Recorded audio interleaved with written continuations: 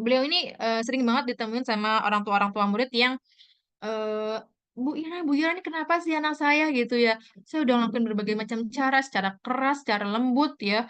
Kayak apapun itu, tapi nih anak nggak masuk-masuk gitu ya. Nilainya selalu di bawah 5 4 gitu kan. Nah, gimana nih Bu Ira, tolong deh gitu ya. Saya serahkan sama Bu Ira gitu.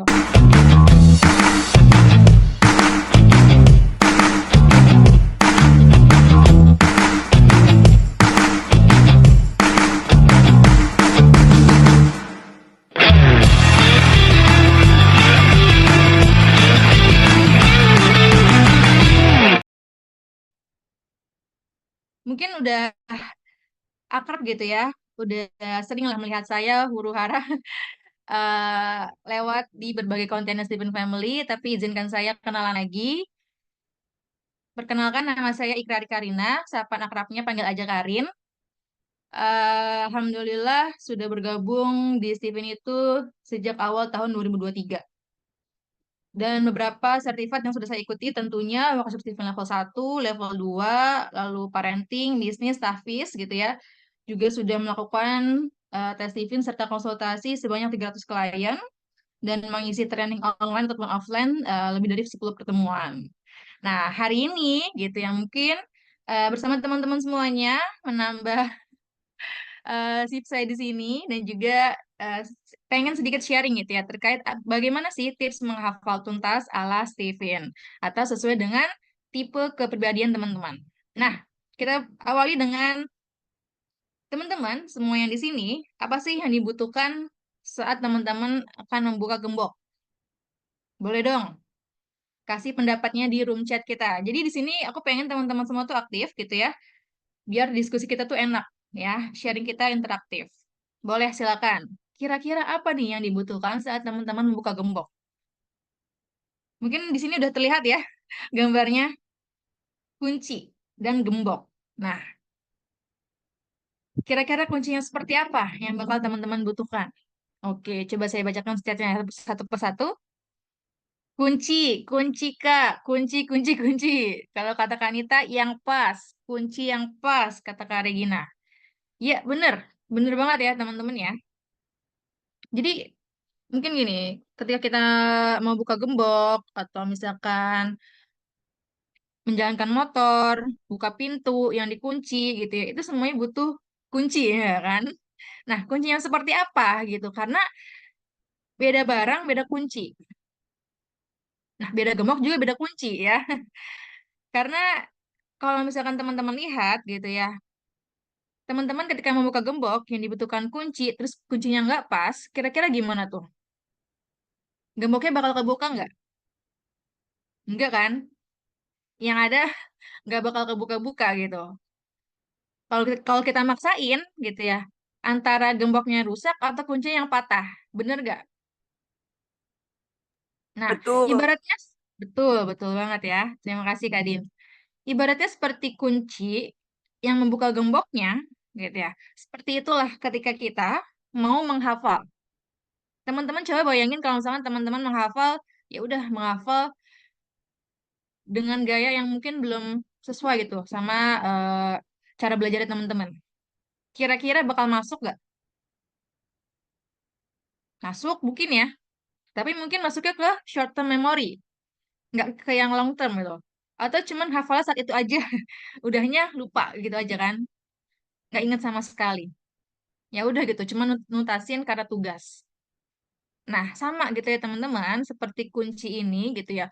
Kalau misalkan kuncinya itu pas, kuncinya itu sesuai dengan ukurannya, dengan gemboknya, atau dengan pintunya, atau dengan mobilnya, atau dengan apapun itu gitu ya, itu akan lebih enak, lebih mudah, lebih efektif. Dan sama gitu ya, ketika kita tahu gaya menghafal kita yang tepat, yang sesuai, menghafal pun jadinya enak, jadinya nyaman, jadinya enjoy gitu. Yang mana menghafal nggak sekedar menghafal, tapi menghafal untuk jangka panjang. Seperti itu. Oke, ini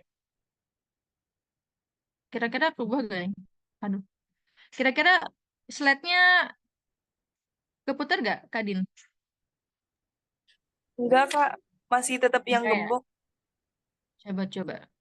Saya ulang lagi share screen-nya.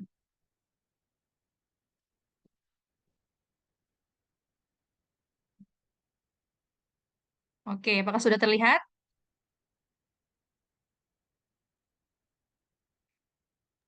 Sudah Karin.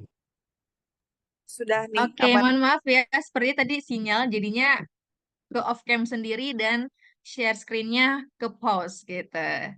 Jadi melanjutkan tadi apa yang sudah kita bahas, kita analogikan bagaikan kunci ya yang pas, yang sesuai dalam buka gemboknya. Seperti itulah ketika kita menghafal ya.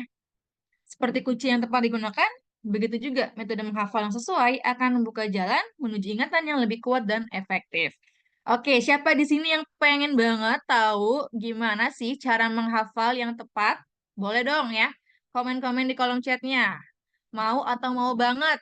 Nah, kalau mau atau mau banget, yuk kita lanjutkan perjalanan kita.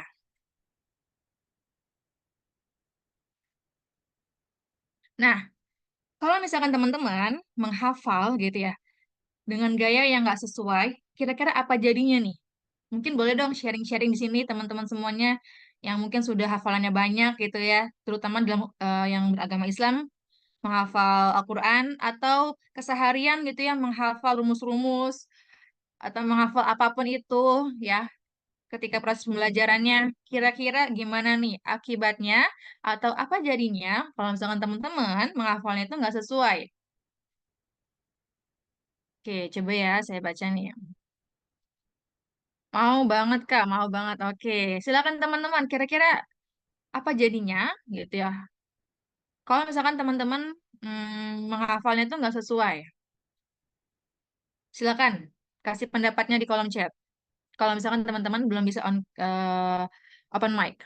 Kadang hafalannya hanya hafal di waktu itu, tapi ketika merojaah suka lupa lagi. Benar, benar banget Kak Riza. Terima kasih ya Kak Riza ya. Susah masuk Kak, betul, betul banget ya.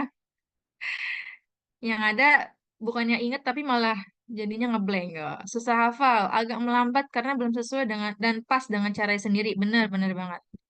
Oke, susah masuk cepat hilang. Ah, benar nih. Ya, benar benar benar. Jadi maksudnya cuman ke short term memory, bukan ke yang long term memory. Gitu. Oke, terima kasih banyak buat kakak yang sudah memberikan pendapatnya. Jadi apa jadinya kalau kita menghafal gitu ya, nggak sesuai. Nah, yang pertama, efektivitas belajar menurun. Teman-teman di sini kalau misalkan belajar, udah tahu belum nih gaya belajar terbaik itu seperti apa? Nah, sebelumnya kita sudah bahas ya gaya belajar terbaik sesuai dengan tipe kepribadian teman-teman di Rubik kelas sebelumnya. Nah, terkhusus hari ini gitu ya, kita fokus bagaimana menghafal sesuai dengan tipe teman-teman. Nah, kalau misalkan teman-teman menghafal gitu ya, nggak sesuai sama tipenya, yang ada tadi efektivitas belajar teman-teman tuh menurun. Jadi nggak semangat gitu ya, nilainya anjlok, terus ya tadi belajar hanya gitu-gitu aja gitu. Cuma sekadar menjalankan tugas dan nilai gitu. Ya. Terus juga mungkin teman-teman jadinya apa? Waktu terbuang gitu ya. Terus ngalamin stres, tekanan hidup segala macemnya. Nah, ini kan bahaya gitu ya. Warning buat kita. Nah, selanjutnya gitu ya. Apa akibatnya kalau misalnya teman-teman menghafalnya itu nggak sesuai? Yang ada mungkin memori teman-teman jadi lemah. Kenapa lemah gitu? Karena gini, ini sama seperti namanya forgetting curve gitu ya. Jadi informasi yang teman-teman serap itu cepat hilang. Jadi menurut penelitian gitu ya, yang dilakukan sama seorang psikolog gitu ya, psikolog Jerman kalau nggak salah, dia bilang bahwasannya kita cuma bisa menerima informasi gitu ya, dari 50% informasi yang kita serap, kita pelajari itu bisa hilang dalam waktu kurang kurun waktu 1 jam, gitu ya. Dan eh, kalau misalkan sudah kayak gitu, berarti kan jatuhnya masuknya ke short term memory, gitu ya. Yang ada, ya tadi mungkin ini efektivitas ke memorinya jadi menurun, gitu. Terus selanjutnya, tidak optimalnya potensi diri kita. Setuju nggak nih kalau misalkan teman-teman gitu ya? Kalau seseorang yang belum tahu gaya menghafalnya atau gaya belajarnya gitu ya, dia juga mungkin belum optimal gitu ya dalam mengenal dari dirinya. Selanjutnya, merasa kesulitan gitu ya dalam ujian atau pekerjaan. Nah, ini nih ya gitu. Ketika teman-teman belajar ada hafalan-hafalan gitu kan terus ujian gitu ya atau ada kerjaan yang buat teman-teman harus presentasi gitu di depan klien atau di depan banyak orang. Nah, ketika teman-teman tadi ngeblank gitu ya, menghafalnya itu mungkin nggak tepat, nggak sesuai gitu. Jadinya nggak mudah gitu ya buat merecallnya lagi. Dan efek jangka panjangnya gitu ya, teman-teman mungkin nanti akan ini ya kehilangan rasa kepercayaan diri gitu. Salah satu mungkin yang bisa eh, contohnya gitu ya teman-teman rasakan itu dari proses mungkin ini relate juga kali ya sama orang-orang sensing gitu yang dimana kan salah satu gaya belajar terbaik adalah menghafal gitu ya. Nah, dalam proses menghafalnya itu kalau misalkan nggak dilakukan dan nggak diulang-ulang gitu ya, yang ada jadinya menurunnya rasa percaya diri dia dalam hal apa? Dalam hal belajarnya, dalam hal tampil ya, dalam hal untuk dia tuh explore apapun itu gitu. Makanya perlu banget nih ya, penting banget buat kita itu tahu gitu ya gaya menghafal terbaik kita.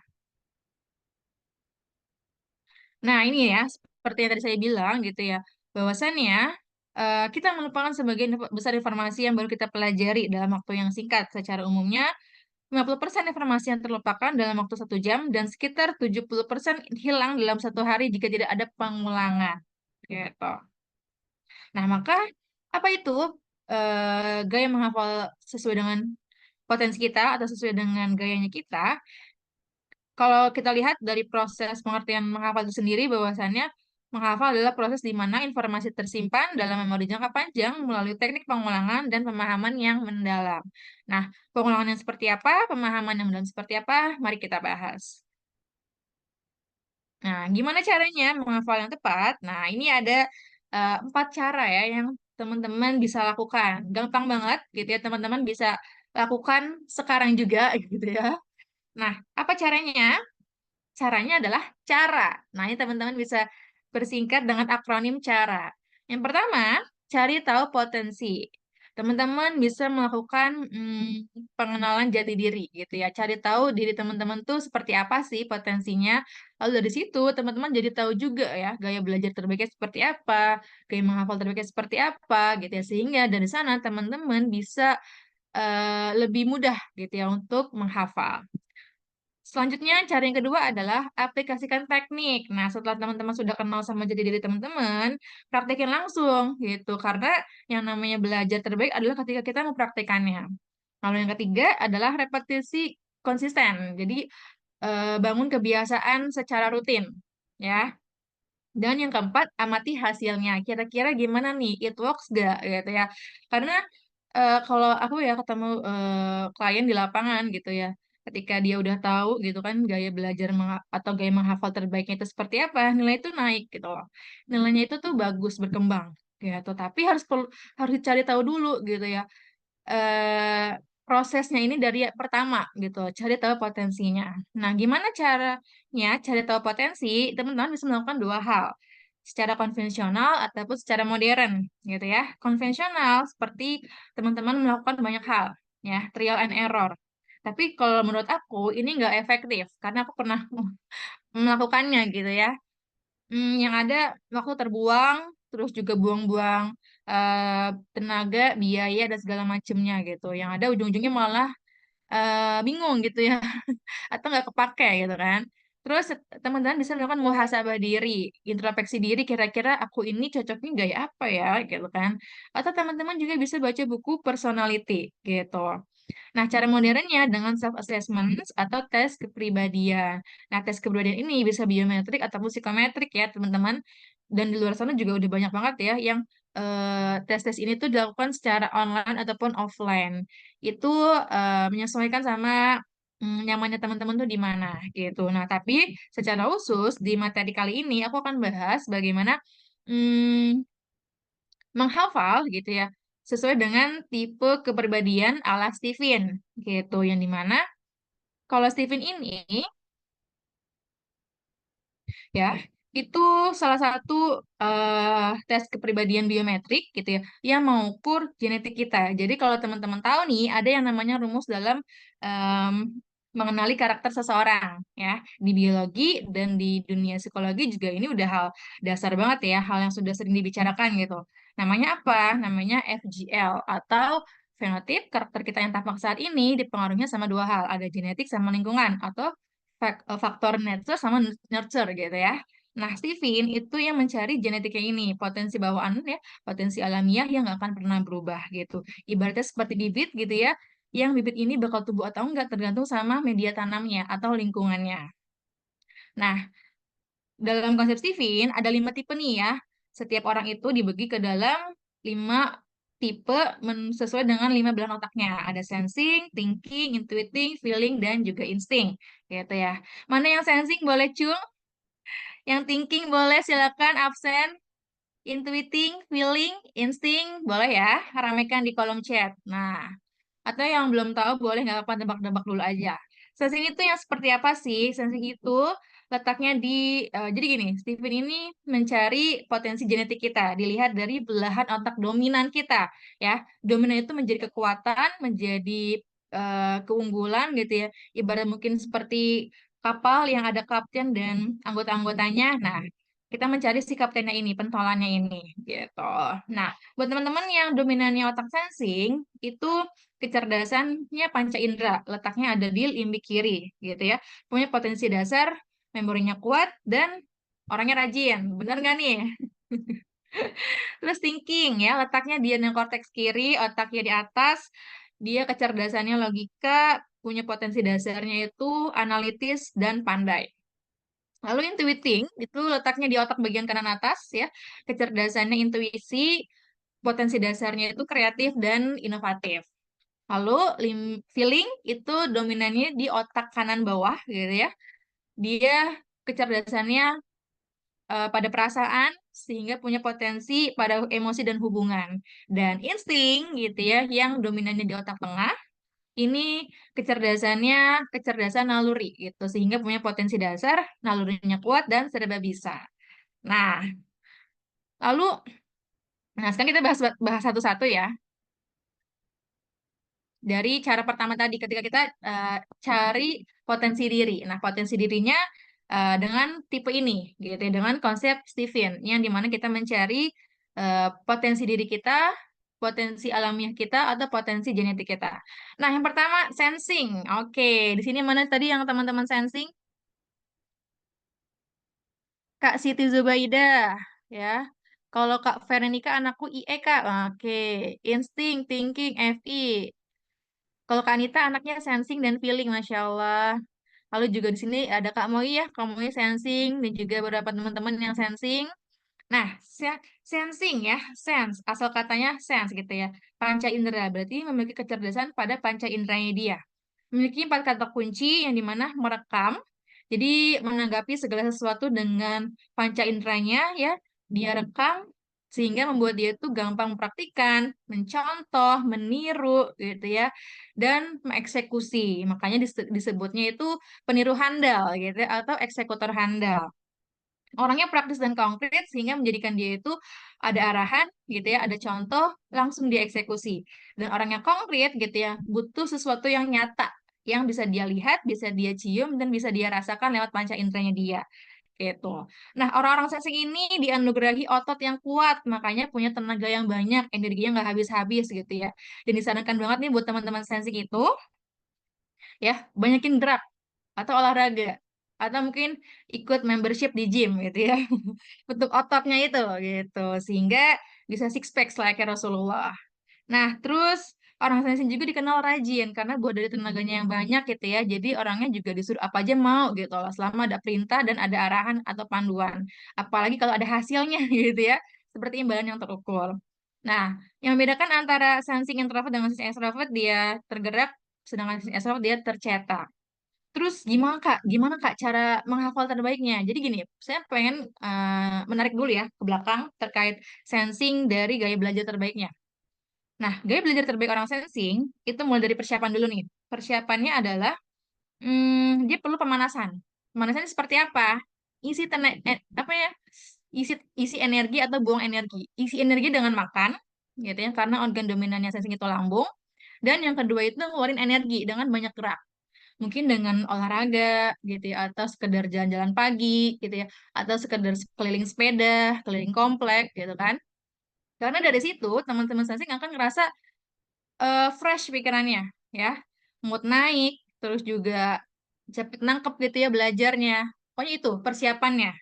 Nah, terus mulai belajarnya itu dengan menghafal ya.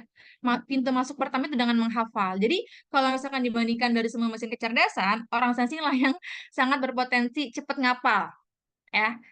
Sangat berpotensi juga eh, jadi ahli tahfiz atau ahli bahasa ya, karena memang sangat mudah buat orang sensing itu belajar dengan menghafal ya, lewat kosakata atau gambar-gambar gitu. Jadi itu ya, mulai dari persiapan belajarnya, gaya belajarnya itu terbaik dengan menghafal. Menghafal yang seperti apa? Nah, ini yang membedakan antara sensing dengan yang lainnya gitu ya. Dalam proses menghafalnya itu seperti apa?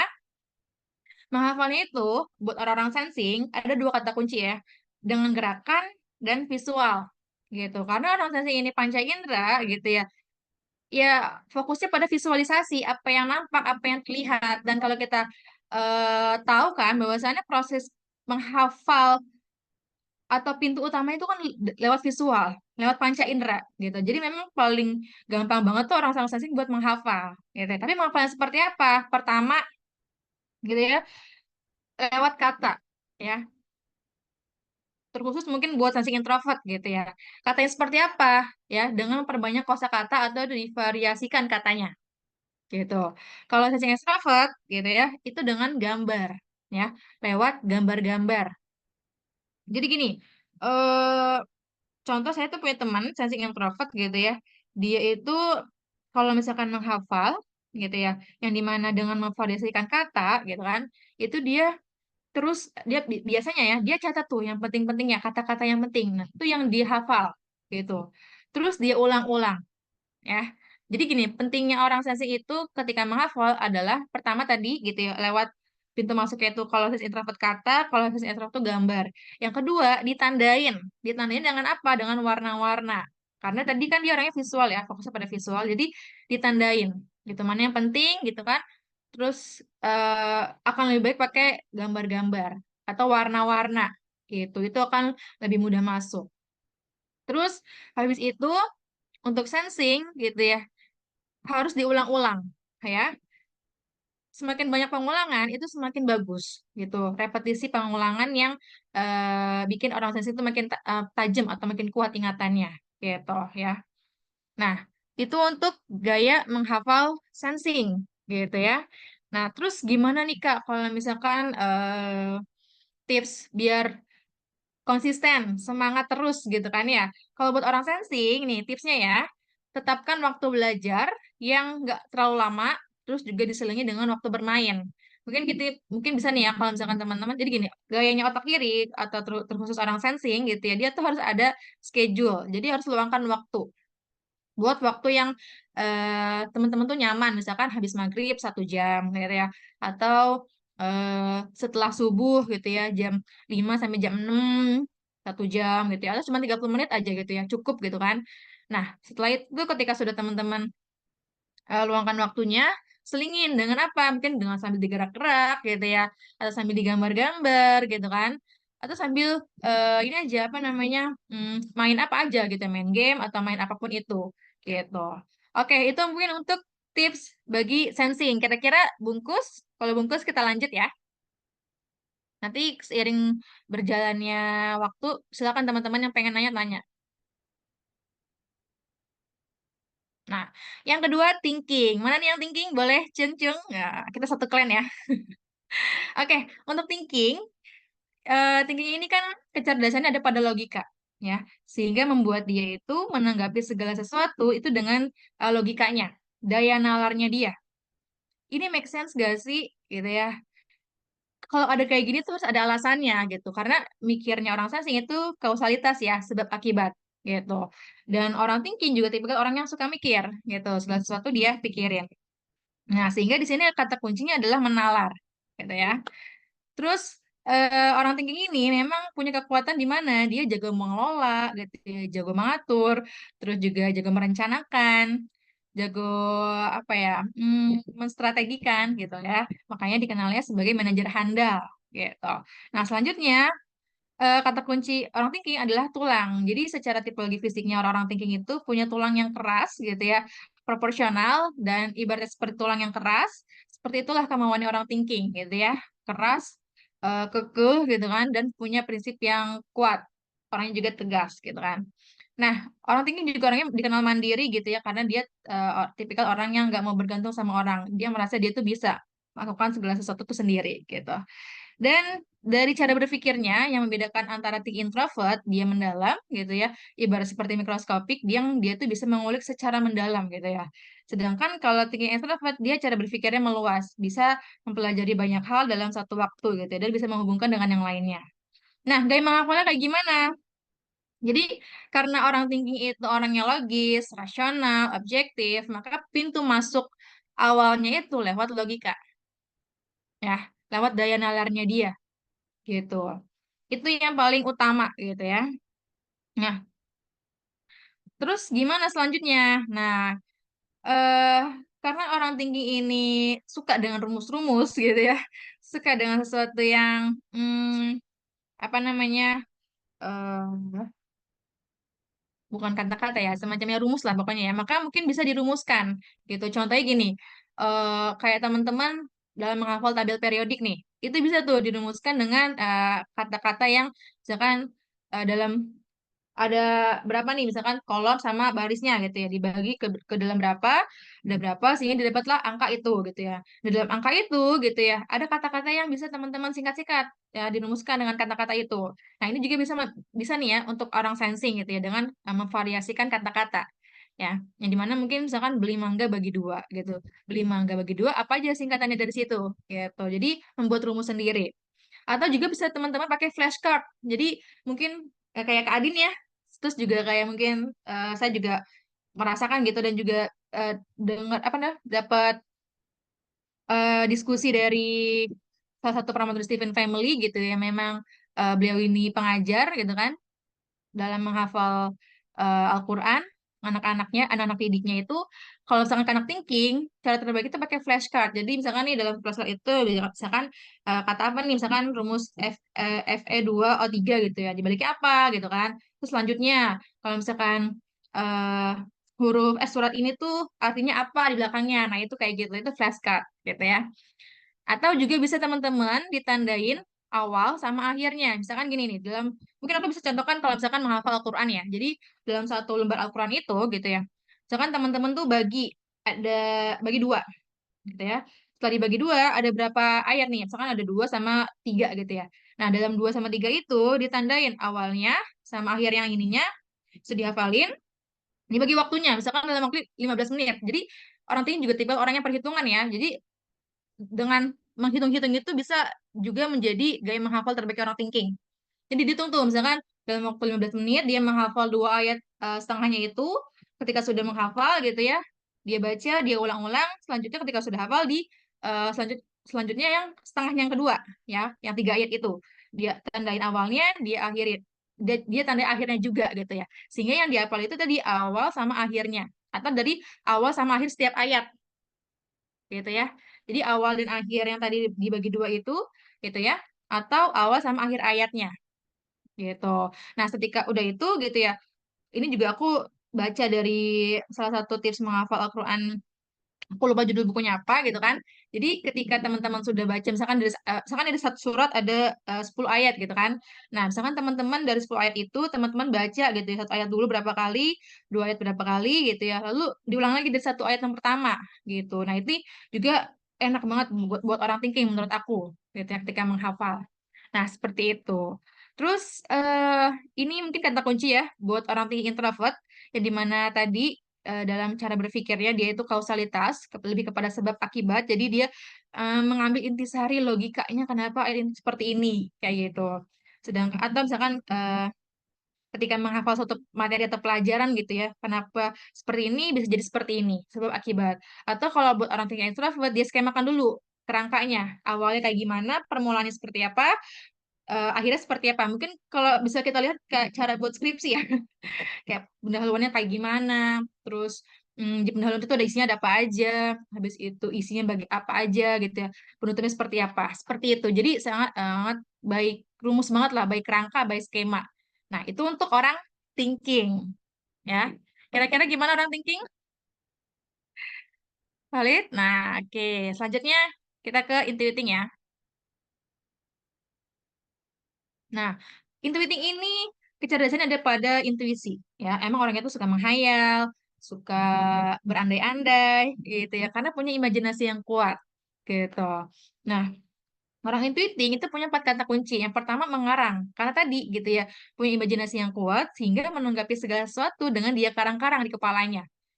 Entah itu lewat apa namanya? Imajinasi liarnya dia, kata-kata atau lewat gambar-gambar. Mungkin kalau misalkan di kepalanya itu tuh ya, kalau kelihatan itu tuh ada layar gitu.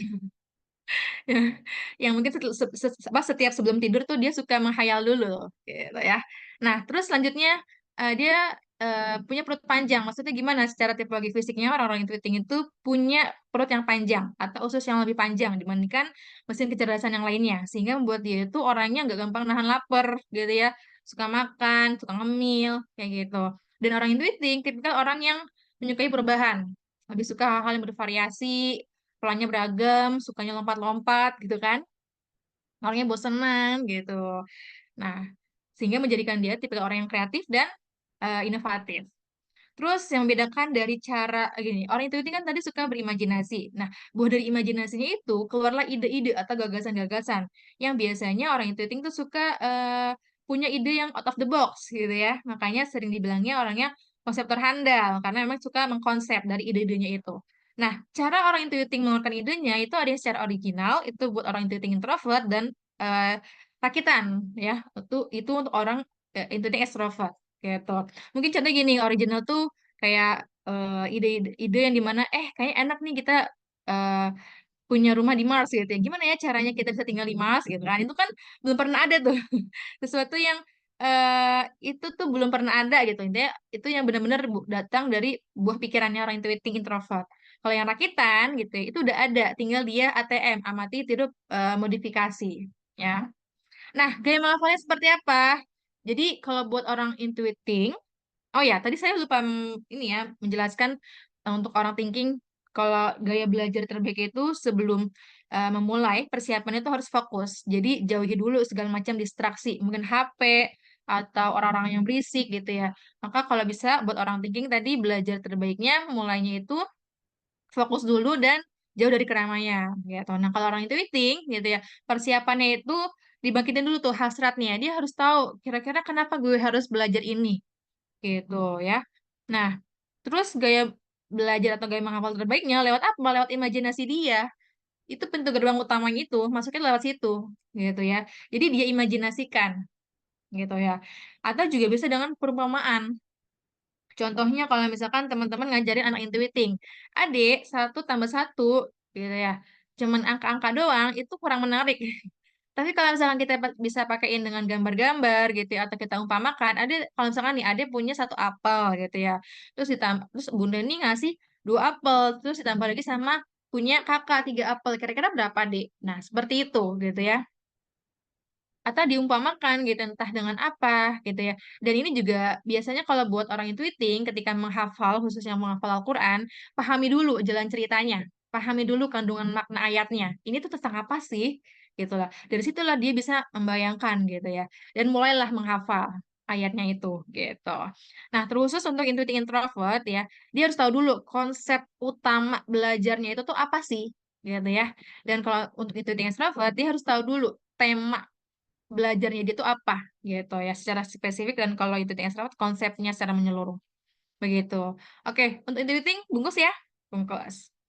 Nah selanjutnya kalau buat feeling, nah siapa yang feeling di sini? Tadi ada beberapa teman-teman yang feeling dan juga buat kakak-kakak yang anaknya feeling. Nah feeling ini kecerdasannya ada pada perasaan gitu ya, sehingga membuatnya itu menanggapi segala sesuatu dengan perasaannya dia, mainnya hati gitu ya. Tapi kalau orang yang gampang berempati, gampang bersimpati gitu ya, dan tapi gampang baperin juga gitu.